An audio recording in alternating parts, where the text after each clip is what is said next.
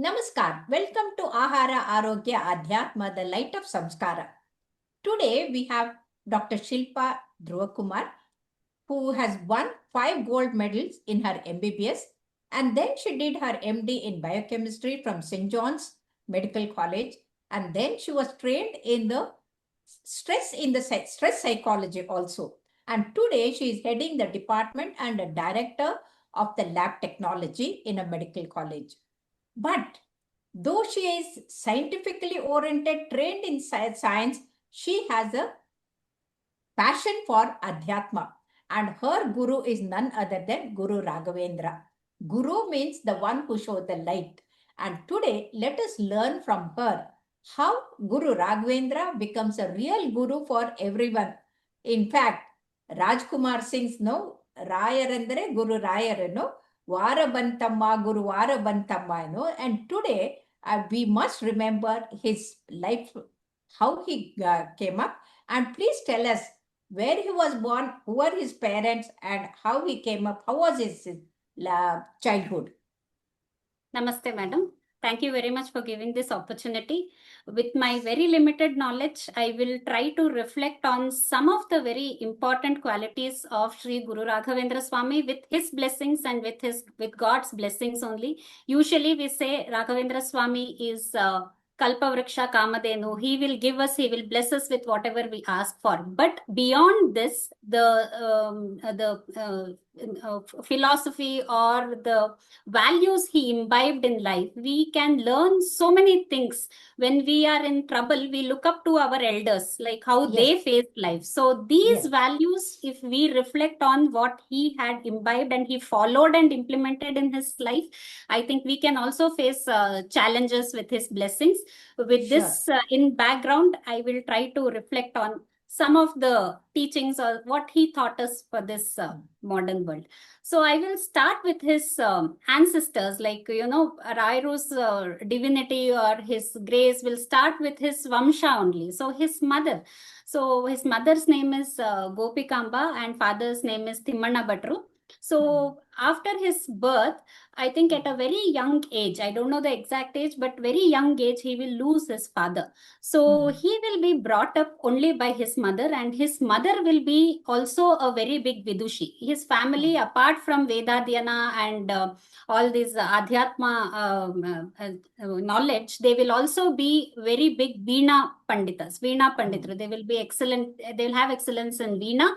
So his mother will also be a big Vidushi, and she single-handedly will, bring him up to a certain age, and she will play an instrumental role in, Rairu taking up further studies or shaping his future. So from this, we can know the importance of women in the family. We used to we tell now women empowerment, that was there from beginning itself. So Raghavendra Swami was mother. From that, we can learn so many lessons. Yes.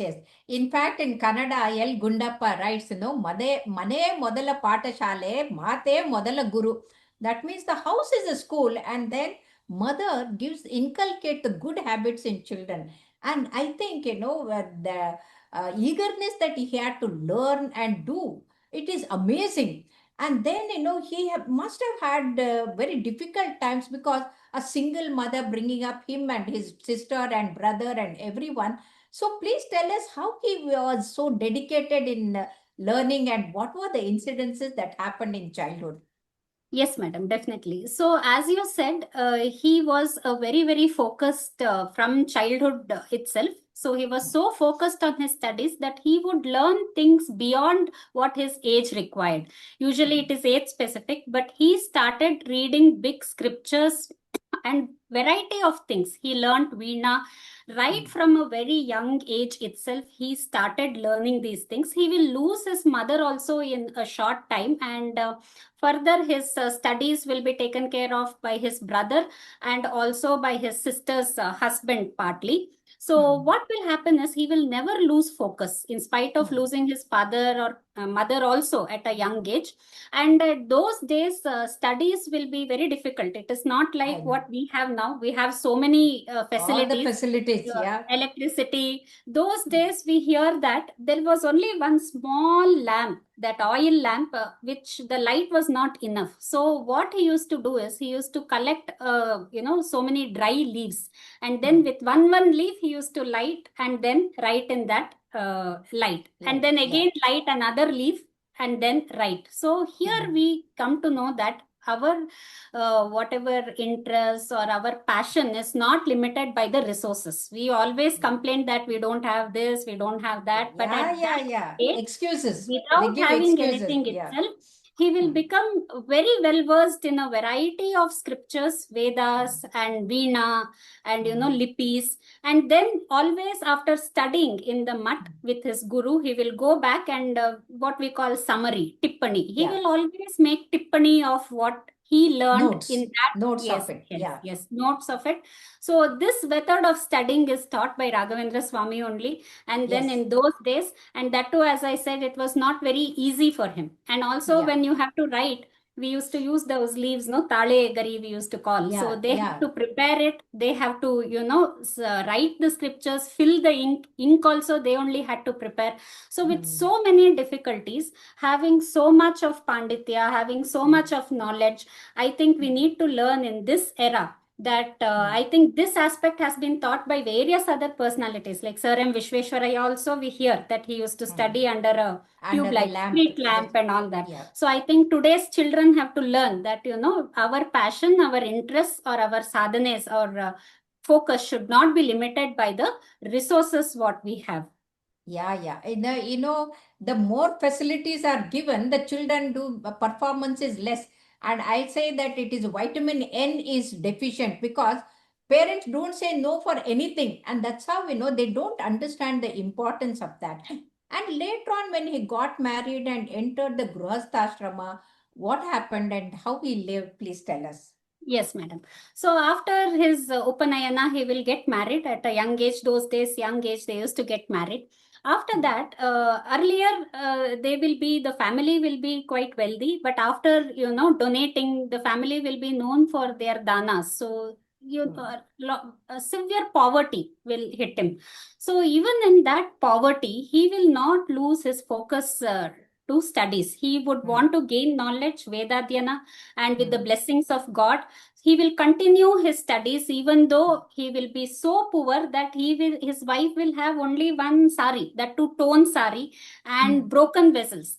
And even that will get stolen. So he will be so humble that when thieves come and steal these broken vessels, he will tell his wife, you let them go. We at least, that means that those thieves don't even have that. At least we had those vessels. So that is his simplicity, humbleness.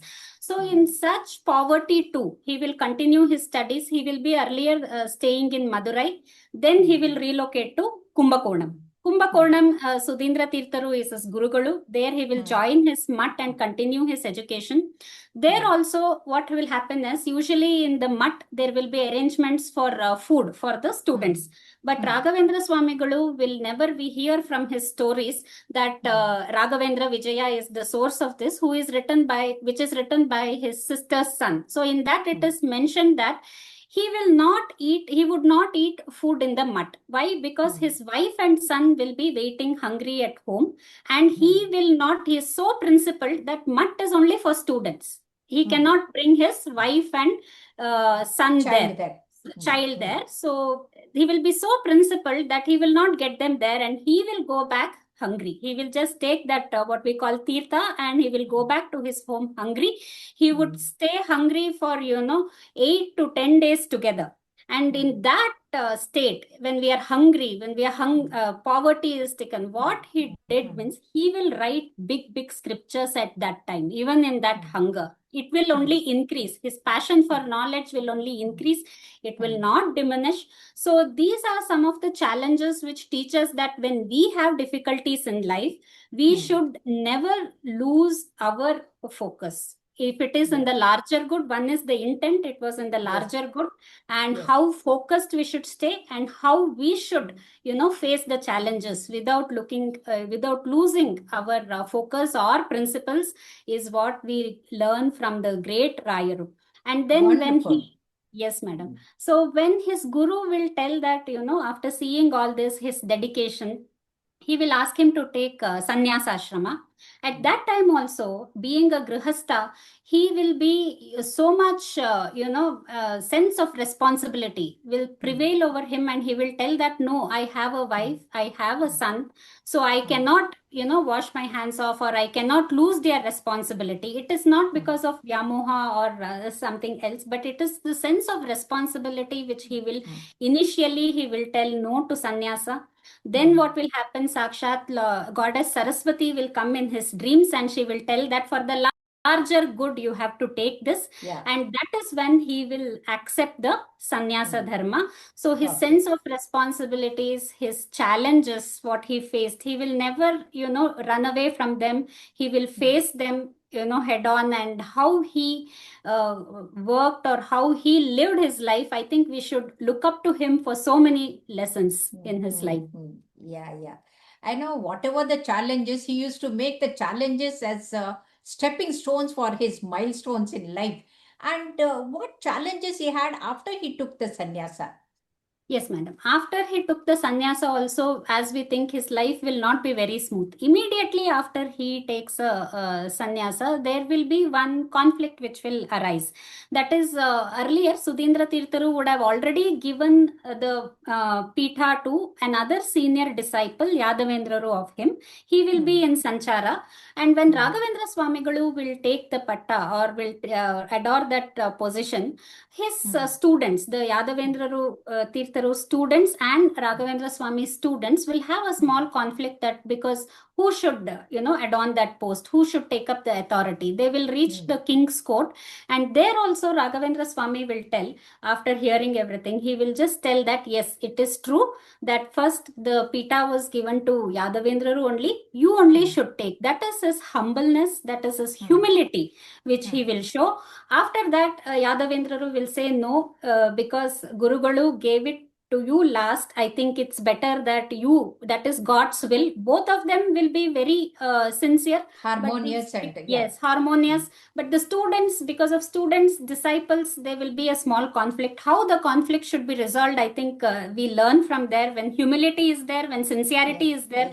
So Yadavendraru will say that whoever gets it at the last, I think they should adorn that authority. So I will be involved in the spread of knowledge. And so Raghavendra Swamigalu will take that Pita of the Mutt, and it will be known as, now it is known as Raghavendra Swami Mutt.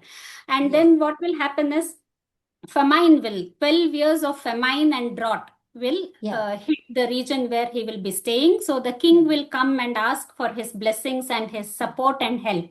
So he will make arrangements from his Shastra Siddhanta. He will make arrangements for, food and shelter in his mutt only for all the people of that region. So this is his greatness. He faced famine, and also he will do sanchara. He will migrate to all the places, he will be traveling to all the places across South India. And travel in those days was not very easy. There was no bus, train, or any means of transport. They would go by, they would go walking in the forest, rain, sun, and then he will spread the knowledge. He will bless people everywhere. And then even during sanchara, when they reach a place, it will not be very easy for them to get a bhiksha. There they have to engage in spiritual arguments. Those days, that was the paddhati, and they had to defeat the other component.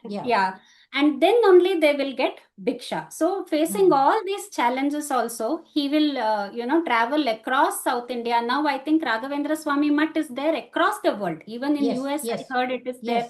So this is something, which is really amazing. One thing is his humility, and how he faced the challenges, and his focus. I think we have to learn a lot from that.